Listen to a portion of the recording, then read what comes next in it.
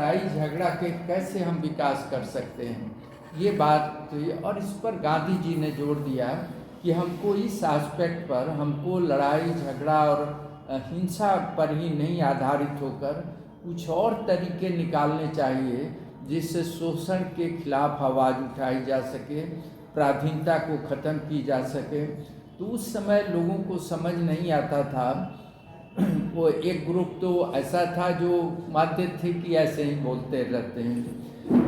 बहुत कम लोग थे जो इस चीज़ को रियलाइज़ करते थे कि हाँ, इसके भी तरीके, नॉन वायलेंट चीज़ों के भी तरीके हो सकते हैं। और उसी के लिए जो उन्होंने खोज की, वो खोज सत्य, अहिंसा और सत्याग्रह और सिविल डिसोबीडियंस के रूप में आया। तो पहली दफ़ा, लगभग पहली दफ़ा मानवता के इतिहास में गांधी जी ने एक शांतिपूर्ण तरीका निकाला। इसके पहले बगावत का तरीका था, क्रांति का तरीका था, बहुत बड़े विद्रोह का तरीका था, लेकिन उन्होंने सत्याग्रह की शुरुआत की।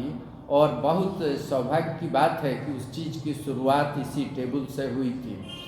ये कितनी सुखद बात है। और मैं समझता हूँ कि हम सभी को इससे प्रेरणा मिलनी चाहिए आगे करने के लिए।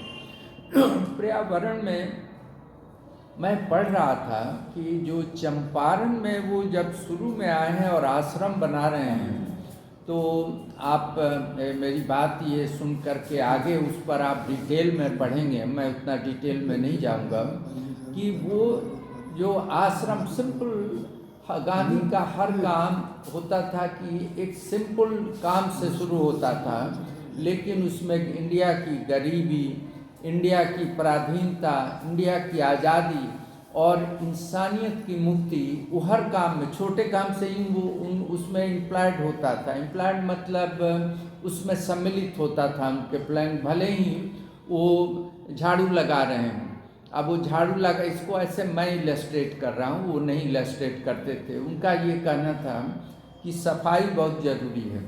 आप पर्सनल लेवल पर भी और सामाजिक लेवल पर भी। और सफाई का उनका दायरा व्यापक था, मतलब चरित्र की सफाई भी और ईमान की सफाई भी और माहौल की सफाई भी। तो शुरू उन्होंने चंपारण में किया, यहाँ के माहौल की सफाई, सब चीज़ों को उन्होंने आइडेंटिफाई किया। अब बात हो रही है केवल एक कुटिया बनाने के लिए ये काम शुरू करना है। बहुत छोटी सी चीज़ है ये, विश्व स्तर पर देखिए तो न मात्र की चीज़ है। तो कुटिया जो बनने के लिए, तो उसके बारे में वो लिख रहे हैं कि जब यहाँ हम आश्रम बनाएंगे तो कि यहाँ का पर्यावरण ठीक किया जाना चाहिए। तो उन्होंने आइडेंटिफाई किया कि क्या क्या गड़बड़ है। तो उन्होंने कहा कि गंदगी बहुत है, दो तरह की गंदगी है, एक तो समाज और पर्यावरण में गंदगी है, और दूसरा व्यक्तिगत लेवल पर गड़बड़ी है, गंदगी है ये। उसमें भी वो आइडेंटिफाई करते हैं कहाँ, समाज में तो हर चीज़ को तो हम नहीं साफ कर पाएंगे, लेकिन कहाँ से शुरू करें। तो वो और या उनके जो समर्थक थे, वो लोग आइडेंटिफाई करते हैं कि ये चंपारण के इलाके में जो कुआं है उसके अगल बगल बड़ी गंदगी है। पानी वहाँ आज भी होता है, स्लश पानी गिरता है, वहाँ पर चीज़ें उगती हैं, घास पात उगता है, गंदा होता है। तो उन्होंने ये आइडेंटिफाई की कि इसको साफ करो। उसके बाद वो गए कि घर के अंदर की सफाई देखो। तो जो उनके सेवक थे, फॉलोअर थे, जाकर देखते होंगे घरों में, तो उन्होंने कहा कि हाँ, वहाँ पर चीज़ें बेतरतीब रखी हुई हैं। अब ये कितनी छोटी सी बात लगती है ये, लेकिन गांधी अंग्रेज़ों से लड़ाई की तैयारी देखिए कहाँ तैयारी शुरू हो रही है, क्योंकि हर इंसान को स्ट्रॉन्ग बनाना है, स्वस्थ बनाना है, तभी लड़ाई चल पाएगी। तो वो कहते हैं, फिर वो ये रियलाइज़ करते हैं कि सफाई रखने में बाधा जो है गरीबी है। उसको जब कपड़ा ही नहीं है तो महिला कैसे रोज़ स्नान करेगी। और वो पता करते हैं कि कई घरों में तो हाल ये है कि महिलाएं बहुत सिंपल सा कपड़ा पहनती हैं, किसी तरह से शरीर ढकती हैं, और साड़ी पूरी फैमिली में एक ही होता है, और जब बाहर जाना होता है तो साड़ी को पहन करके बाहर जाते हैं। कि ये तो बड़ी भीषण गरीबी है ये।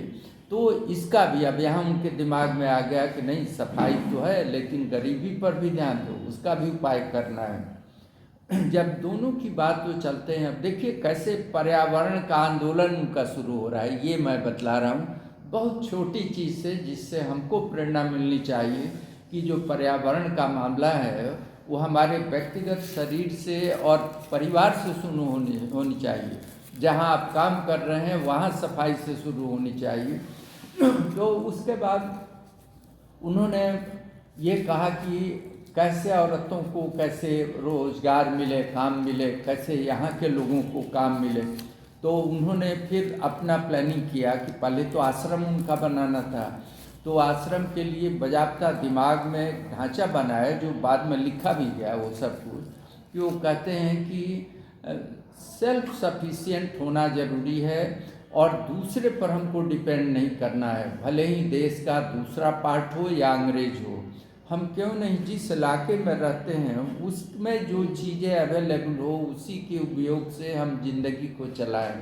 और इसके लिए वो कहते हैं, यदि मुझे याद है तो करीब 3 या 5 माइल का रेफरेंस करते हैं कि आप जहाँ चाह रहे हैं घर बनाना, उससे 5 मील के अंदर जो चीज़ें हों उसी से अपना घर बनाइए। इसका अर्थ है कि आज जैसा स्टील, प्लास्टिक, इटली का मार्बल वो इंपोर्ट मत कीजिए, जो यहाँ है उससे आप कीजिए। नेचुरली उसमें आयरन तो उस समय प्रोड्यूस नहीं हो पाता था हम पब्लिक के लिए, तो आप फूस का मकान बनाइए, बांस यूज कीजिए, ये सारी चीज़ें थी। उसमें भी वो डिटेल में जाते हैं कि उसमें ऐसा होना चाहिए कि आपके लिए भी जगह हो, औरतों के लिए हो, सबके मनोरंजन के लिए भी थोड़ी जगह हो, एंगेजमेंट का हो और मवेशी के लिए भी हो। ऑलमोस्ट वही ढांचा जो अभी हम लोग के घरों में होता है नॉर्मली, लेकिन उसको क्लैरिफाई कर रहे थे कि ये हमारे राष्ट्र निर्माण में ये बात जरूरी है। फिर वो कहते हैं कि सेल्फ सफिशिएंट बनने के लिए सब्जी उगाइए अपने कंपाउंड में, वो फसल उगाइए जिससे आपको जिंदा रहने का हिसाब किताब हो जाए। अभी तो आप मजदूरी डिपेंड करते हैं, आपको मॉरिशस और दूसरी जगह भेजा जाता है, वो नौबत नहीं आए। तो ये करते हैं वो। उससे फिर ऊपर उठते हैं, इंडिविजुअल की बात है, फिर आइडेंटिफाई किया इंडिविजुअल में कहाँ पर गंदगी ज़्यादा है, तो उसमें आइडेंटिफाई उनके जो लोग होंगे, भक्त लोग होंगे, गार्डियंस जो, कि जनरली यहाँ के लोगों के माउथ में गंदगी रहती है जिससे बीमारियाँ होती हैं, और उसका एक कारण है कि तंबाकू खाते हैं लोग। तो ये उन्होंने कहा कि इसको ख़त्म करना ज़रूरी है। तो और भी चीज़ों के बारे में उन्होंने पता करवाया, उसमें मैं नहीं जा रहा हूँ, मैं सिर्फ ला रहा हूँ कि तब सल्यूशन क्या निकला। तो उन्होंने कहा कि हम इन सब बीमारियों को 2 तरीके से कंट्रोल करेंगे, या जो भी कमी है, कि एक तो प्रिवेंटिव हम रहेंगे कि स्वास्थ्य की गड़बड़ी होने ही नहीं दें, और दूसरा जब हो तो उस मेडिसिन को यूज़ करें जो लोकली अवेलेबल है, वो इंग्लैंड से मंगाने की ज़रूरत नहीं है। मतलब आज़ादी, इंग्लैंड से फ्रीडम वाली बात हो रही है। और उसके लिए कहते हैं जो इजीली, सबसे इजीली अवेलेबल है, हेल्थ में यूज़ कीजिए। तो कहते हैं कि हवा, सनशाइन और वाटर, कि ये 3 को दवा के रूप में भी यूज़ कीजिए। जो कहते हैं घर बनाइए तो वेंटिलेटेड बनाइए घर, ये नहीं कि स्टफ कर दिया उसको। बहुत जोर देते थे कि आप सनशाइन मतलब धूप में बैठिए, धूप में बैठने से आपको कई बीमारियां नहीं होंगी, या हो रही हैं तो ठीक हो जाएंगी वो चीज़। और उसमें कई बीमारियों को आइडेंटिफाई किया था, इंक्लूडिंग ट्यूबरकुलोसिस को और एनीमिया को, कि इन लोगों को जब धूप में बैठाया गया तो देखा गया कि जल्दी ये स्वस्थ हुए। तो वो करें। उसके बाद वो कहते थे कि सॉल्ट इजली सस्ता है और इजली है, तो सॉल्ट का प्रयोग कीजिए, सॉल्ट को गरारे कीजिए, जुकाम हो तो दांत को डिसइंफेक्ट करने के लिए कीजिए। फिर योगा की बात उन्होंने की कि योग करते हैं और एक्सरसाइज करते हैं, लेकिन उससे भी कहा कि आप एक्टिव रहिए लगातार, आप बीमारी नहीं पड़ेंगे जब आप एक्टिव रहेंगे, फिजिकल वर्क करते रहिए।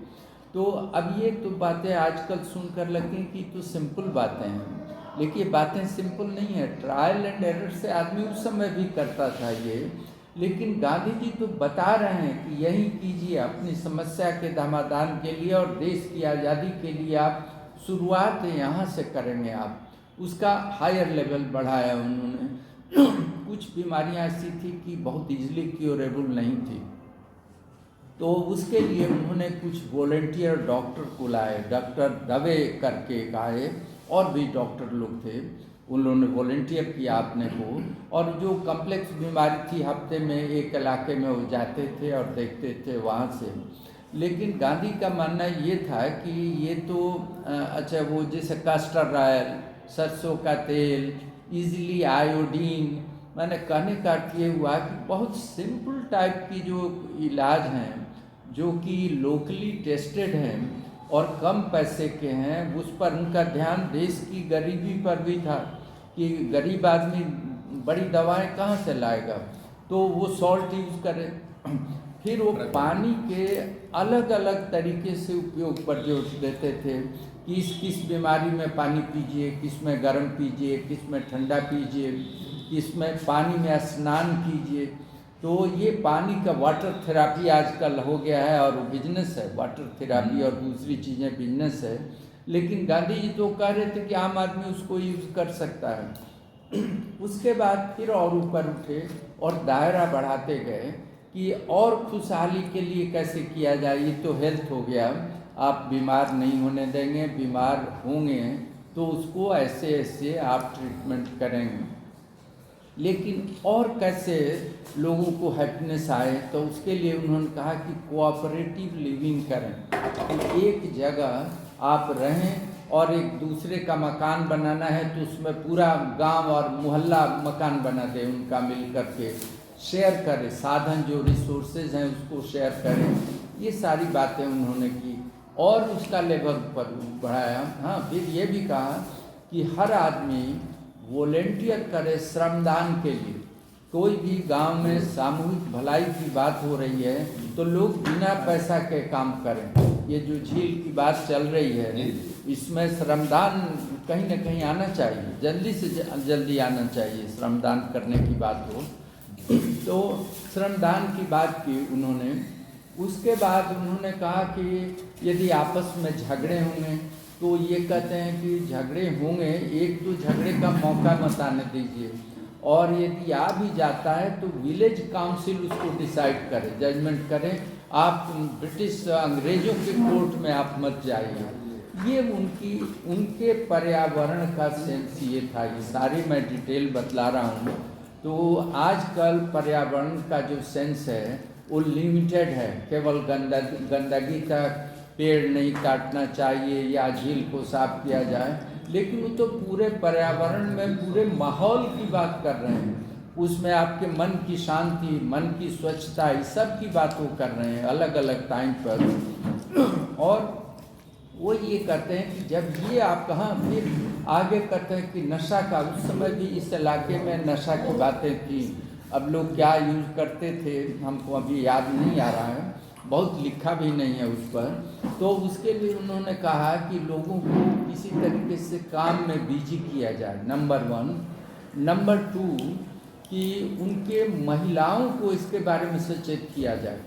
और कई लोग जो अल्कोहलिक हैं उनमें यदि महिलाएं, उनकी माँ, बहन, पत्नी मिलकर प्रयत्न करें और उनको समझाए तो उस आदमी पर ज़्यादा असर होगा बनिस्बत की कोई भी दवा की। उस समय बहुत दवाएं भी नहीं थी। तो आप ये नोट करते चलिए कि हर चीज़ में वो सेल्फ सफिशिएंसी चाह रहे हैं और सेल्फ हेल्प चाह रहे हैं कि दूसरे से नहीं, आप खुद करें। इसको आपके लिए अंग्रेज सरकार नहीं आएगी या कोई भी सरकार नहीं आएगी। और उसके बाद वो बता और भी चीज़ें हैं उसमें। फाइनली वो ये हेल्थ के बारे में ये कहते हैं कि आप ऐसा हेल्थ का माहौल बनाइए जो आपको स्वस्थ रखे। तो स्वस्थ रखे तो आप एक रूटीन लाइफ लीड कीजिए, एक्टिव रहिए, बहुत प्योर थिंकिंग कीजिए एक दूसरे के बारे में, ईर्ष्या और ऐसी चीज़ों से आप बचें कि ये आप करेंगे तो नौबत नहीं आएगी। लेकिन इसके बाद भी नौबत आती है तो थोड़ा बहुत लोकल डॉक्टर से आप हेल्प लीजिए। अदरवाइज उनका ये कहना था कि दवा खाने की ज़रूरत नहीं है, आप प्रयत्न करके सनशाइन वाटर थेरापी इससे आप क्योर कर सकते हैं। और गांधी जी तो हर काम को वो करके दिखाते थे, वो केवल कहते नहीं थे। बाद में उन्होंने अपने डेथ से करीब 1 साल पहले, मेरे ख्याल से 1946 में, पूना के पास एक जगह है उरुल कंचन, उरुल कंचन में उन्होंने एक हॉस्पिटल खोला। जो हॉस्पिटल की खासियत ये थी कि था तो हॉस्पिटल, वहाँ पेशेंट आएंगे, वो थोड़ी बहुत हेल्पर टाइप की नर्स होंगी लेकिन डॉक्टर नहीं होगा। अब ये उस समय भी लोगों को बड़ी विचित्र बात लगती थी कि ये क्या बात कर रहे हैं कि हॉस्पिटल खुलेगा लेकिन डॉक्टर नहीं होगा उसमें। तो उसकी पूरी फिलॉसफी थी, और वो कुछ फिलॉसफी हम लोगों जैसे बहुत साधारण आदमी जो हैं उनके लिए थोड़ी फिलॉसफी भारी है वो। लेकिन एनीवे वो जो बताया वो बड़ी ज़बरदस्त चीज़ थी। उन्होंने कहा कि प्रकृति के नियम से यदि आप चलते हैं तो आप बीमार ही नहीं होंगे। कितने जानवरों को आपने देखा है कि बीमार हो रहा है। जो फ्री जंगल में है वो या तो बच्चा है, बड़ा हुआ, शिकार किया, दौड़ भाग करते रहा, एक दिन मर गया, वो बात खत्म हो गई। तो वो कहाँ, वो तो बीमार पड़ के बेड रिडन नहीं होता है। उनकी इस तरह की समझ थी। तो वो कहते थे कि आपको भी वो नौबत ही नहीं आनी चाहिए, और जब आप रूटीन का लाइफ, एक्टिव लाइफ लीड करेंगे तो नौबत नहीं आएगी। फिर भी आ जाए तो वहाँ पर आप हॉस्पिटल में आइए, और हॉस्पिटल केवल आपके रहने, काम करने और खाने को रेगुलेट करेगा, और आपको एक्सरसाइज सिखाएगा, कैसे नेचर को कैसे यूज़ करें हेल्थ के लिए वो सिखाएगा। उसके बाद भी यदि हेल्थ ठीक नहीं होता आपका, तो आप ये समझिए कि प्रकृति ने डिसाइड किया है कि आप अब फिट नहीं है एग्जिस्ट करने में, सोसाइटी में आपको प्रकृति में रहने की ज़रूरत नहीं है, और इसको सहज भाव से कबूल कीजिए। अब ये तो हम लोगों को थोड़ी भयावह फिलॉसफी लग रही है, लेकिन गांधी जी ख्याल करें, गांधी जी ये बात पहली दफ़ा नहीं कर रहे थे। इससे पहले लॉन्ग सेंचुरीज का ट्रेडिशन था इंडिया में, जैन संप्रदाय में। उसमें उनके जो मुनि होते हैं, जो बहुत बड़े बड़े मुनि होते हैं, एक लाइफ लीड करते हैं, एक लेवल के बाद जब वो रियलाइज़ करते हैं कि अब हमको नहीं रहना चाहिए, हमारा शरीर जवाब दे रहा है और हमारी उपयोगिता नहीं है, तो धीरे धीरे वो रिचुअल, उसका लंबा सा एक नाम है, मैं भूल रहा हूँ अभी नाम, जी संथार जी, कि वो फिर धीरे धीरे खाना छोड़ते हैं, उसके बाद पानी पीना कम करते हैं, करते करते एकदम लास्ट में छोड़ देते हैं और मर जाते हैं।